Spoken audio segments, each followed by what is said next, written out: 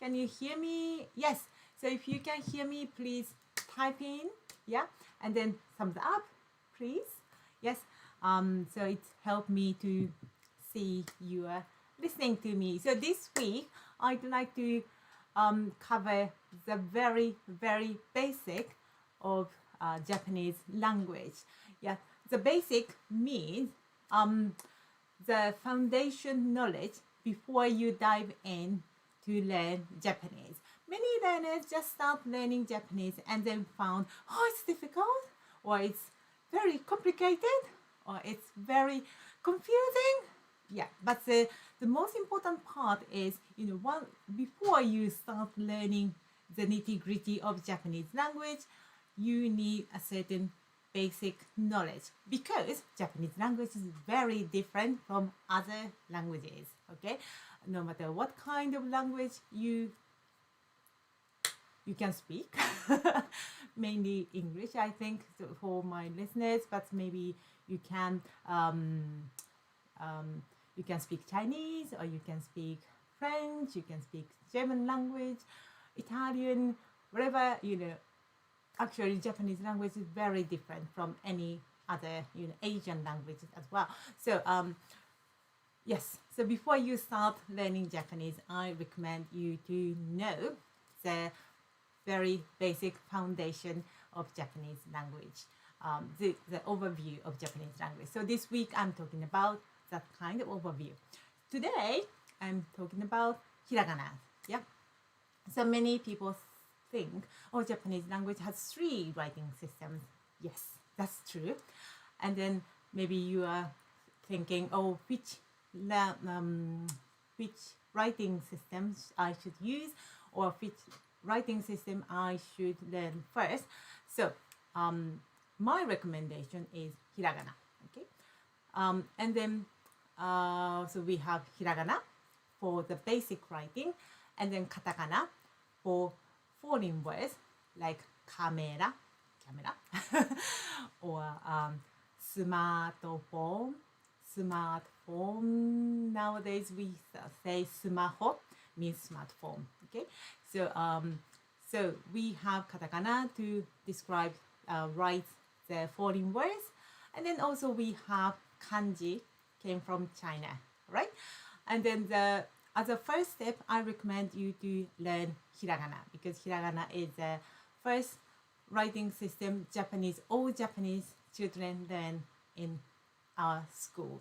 Okay, so this is the very basic Japanese writing system.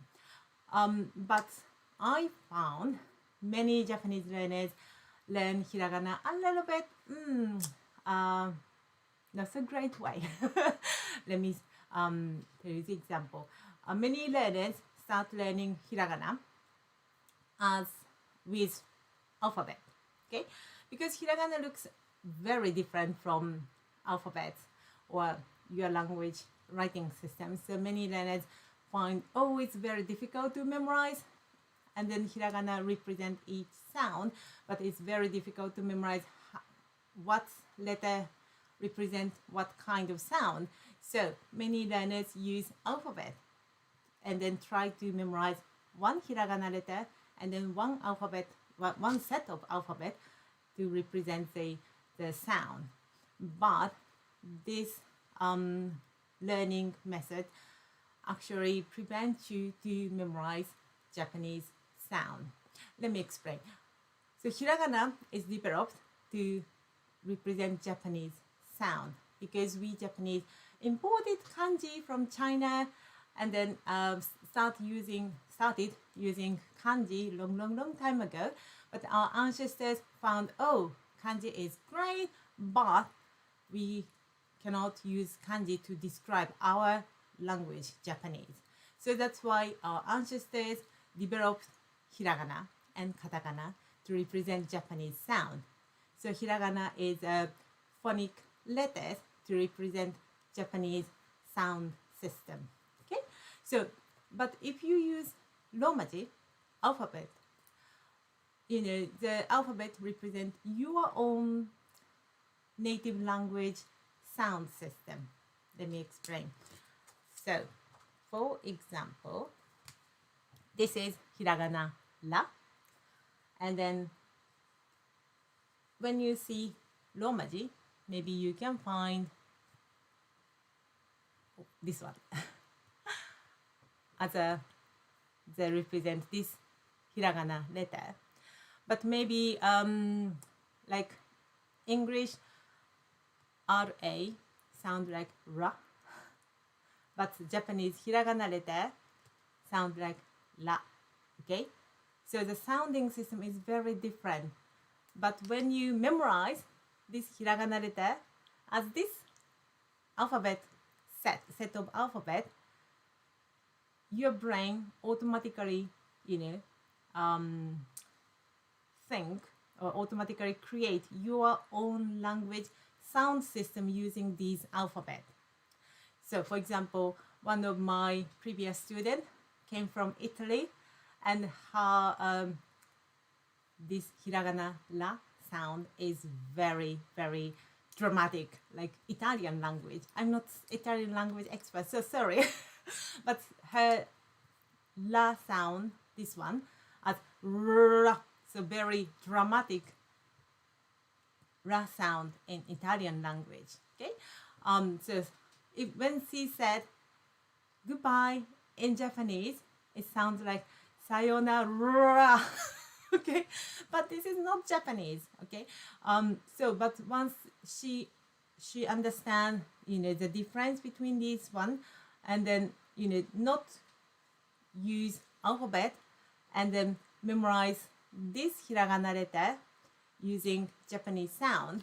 So don't use alphabet, but try to linking this hiragana letter shape and then Japanese sounds directly. Her pronunciation improve a lot. Okay, so that's the way I recommend you to learn hiragana. Right, so let's recap.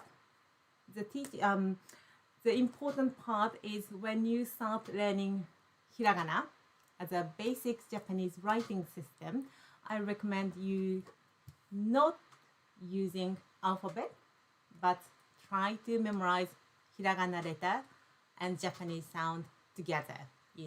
Link hiragana letter to Japanese sound directly without using alphabet interference. Okay, I recently published this hiragana book, Complete Japanese Hiragana, and I don't use alphabet in this book, but I also, but the reason I don't want to use alphabet is what I explained here. I don't want you to use alphabet, and then it prevents you to get the proper Japanese sound. So instead, I introduce, the it looks lovely, but the inside mouth, I show you how we pronounce Japanese sound, and then each hiragana letter, you can get the pronunciation tips, how you create these Japanese pronunciation for each letter sound inside your mouth. Okay, and also you can download audio so you can practice how to read each hiragana and then how to pronounce it with lots of explanation, and then listen Japanese sound a lot so you can understand hiragana pronunciation more more precisely. So that's the you don't have to buy my book, but I recommend you to link hiragana letter and then Japanese sounds directly, and then acquire proper Japanese pronunciation. So this is the first tip I show you this week. I hope you can hear me still. If you have any questions, please leave comment any channel you listen to me now, and then tomorrow I'm explain a bit more detailed in Japanese language. Hope it helps. Let me check. So far I don't think I get any comment, but it can be a bit the time lag of the live streaming. Sorry, but I will check your comment later, and then if you have any questions or any comments, please let me know. See you tomorrow. Sayonara.